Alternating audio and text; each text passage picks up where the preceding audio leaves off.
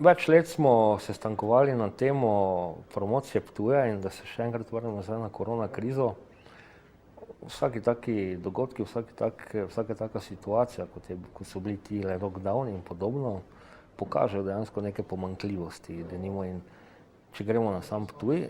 preveč koncentriranja samo na dogodke, če že so dogodki identiteta mesta, pokažejo v bistvu slabost tega, kaj se zgodi, ko dogodki izpadejo, tako kot so konkretno sedaj zaradi epidemije.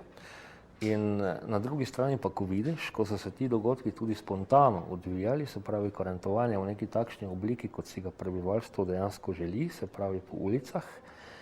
dojameš, da moraš narediti spoj materialne in duhovne dediščine, da ne moreš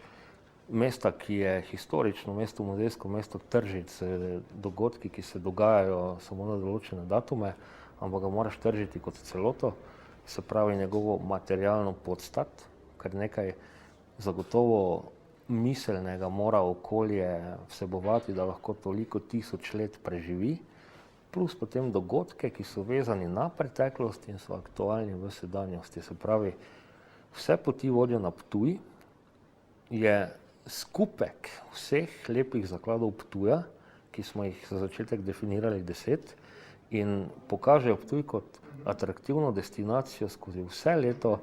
in tudi na način, brez da se kaj dogaja, ker en podslogan imamo interni,